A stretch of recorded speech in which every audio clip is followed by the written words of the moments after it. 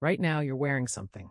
Maybe a t-shirt, maybe pajamas, maybe just a blanket wrapped around your shoulders. You don't think twice about it. Clothing is just there, a background fact of being human, as automatic as breathing. But somewhere, roughly 170,000 years ago, there was no such thing. No shirts, no wraps, no animal hides tied around a waist, just bare skin exposed to sun, wind, cold, and thorns. And then, at some point, that changed forever. So what actually happened? And why did it take so unbelievably long? Let's start with the obvious assumption, the one most people carry around without ever questioning it. Humans started wearing clothes because it got cold. Simple, right? Ice Age hits, humans shiver, humans wrap themselves in fur, problem solved. Except that explanation falls apart almost immediately once you look at the timeline. Early humans were dealing with cold climates for hundreds of thousands of years before actual clothing shows up in the archaeological and genetic record. If cold alone were the trigger, clothing should have appeared far earlier than it did.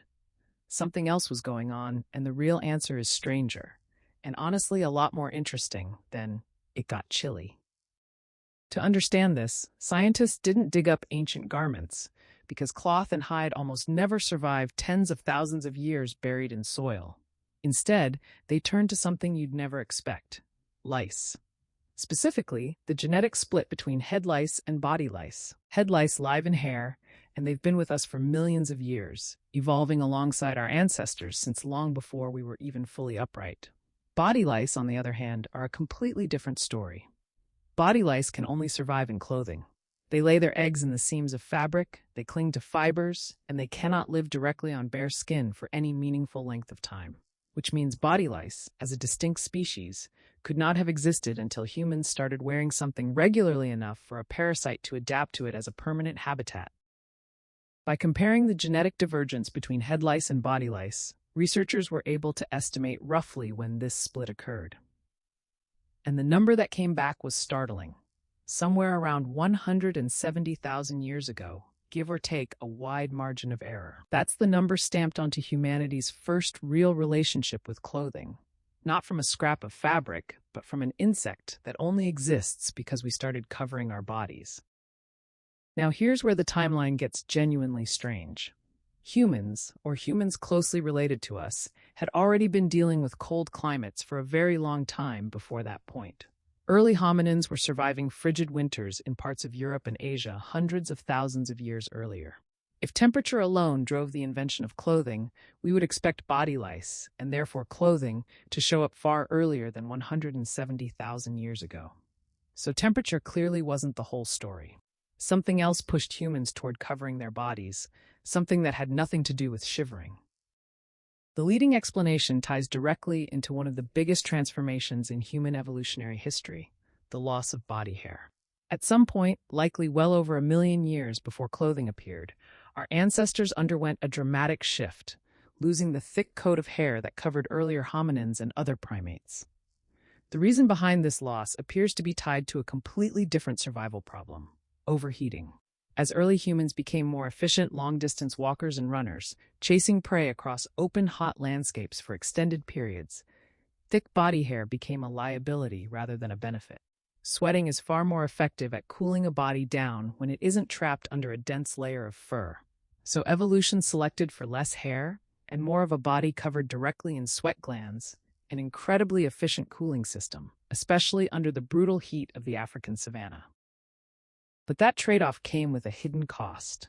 Losing body hair might be great for regulating temperature during the day while hunting under a blazing sun, but it leaves skin completely exposed the moment the sun goes down, or the moment a population moves into a colder region, or the moment temperatures drop with the seasons.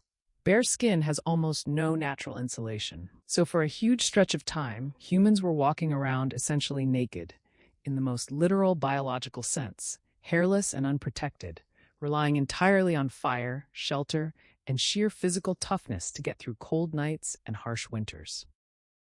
Which brings us to the real trigger behind clothing, and it isn't really about comfort at all, at least not primarily. It's about survival math. As early humans began migrating out of Africa and into colder regions of Europe and Asia, hairless bodies simply couldn't handle the temperature swings without help. Nighttime cold, seasonal winters, high-altitude regions, all of these represented genuine, immediate threats to survival for a species that had already lost its natural fur coat.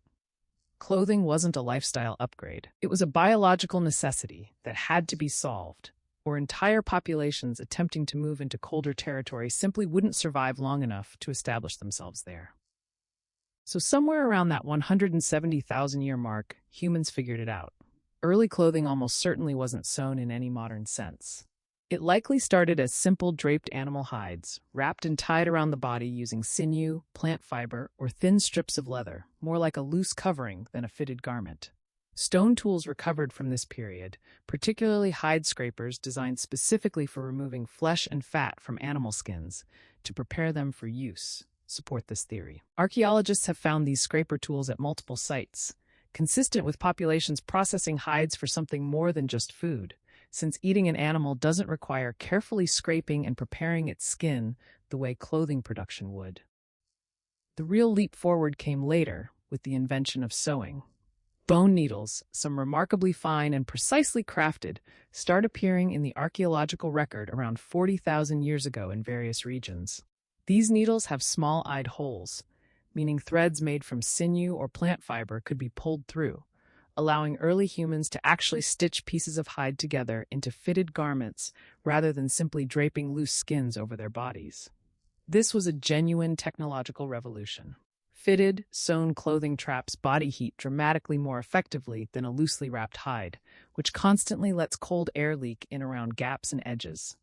Sewn clothing with sleeves, tighter seams, and layered construction meant humans could survive in far colder, harsher environments than ever before. And this technological leap lines up almost perfectly with one of the most significant expansions in human history, the migration into Siberia and eventually across the Bering Land Bridge into the Americas. These were some of the coldest environments humans had ever attempted to inhabit, and doing so without properly fitted, insulated clothing would have been close to impossible. Sewn clothing wasn't just a comfort improvement, it was the technology that unlocked entire continents. Without needles and thread, without the ability to construct tightly fitted, layered garments, huge portions of the modern human range simply wouldn't have been survivable. There's also a fascinating layer to this that goes beyond pure survival. Once clothing existed, it very quickly stopped being purely functional. Archaeological evidence from various sites shows early humans using pigments, decorative beads, and specific patterns in how hides were prepared and worn, suggesting that clothing became a form of identity remarkably early in its history. Different groups likely developed distinct styles, decorations, and methods of dress, allowing people to signal which community they belonged to at a glance, long before anyone would have called it fashion. Clothing, almost immediately after solving a life or death problem, started solving a social one too. This dual purpose, protection, and identity might actually be one of the most human things about clothing. Nearly every technology humans have ever invented seems to eventually pick up a second life as a form of self-expression, and clothing appears to be one of the earliest and clearest examples of this pattern. A hide wrap that started as pure insulation against a Siberian winter eventually became something that told other humans who you were, what group you belonged to, maybe even your status within that group. Survival necessity and social signaling tangled together from almost the very beginning. It's worth pausing on just how strange this entire chain of events actually is when you lay it all out. Humans lost their body hair to survive heat while hunting on open plains. That same hairlessness, incredibly useful in one environment, became a serious liability the moment humans tried to live somewhere colder. Clothing had to be invented to solve a problem that an earlier evolutionary adaptation had itself created. And the only reason we know roughly when this all happened isn't from a scrap of ancient fabric surviving in the dirt for 170,000 years. It's from parasites that adapted to live in clothing, leaving a genetic paper trail that scientists could trace millennia later. There's something almost poetic about that. The story of when humans started wearing clothes isn't preserved in the clothes themselves, since fabric and hide rot away almost completely within a few centuries under normal conditions. It survives instead in the DNA of a parasite that could only exist because of us, quietly carrying evidence of one of the most important inventions in human history inside its own genetic code the entire time, waiting for someone curious enough to go looking. So the next time you put on a jacket without thinking twice about it, consider what that simple act actually represents. It's not just fabric on skin.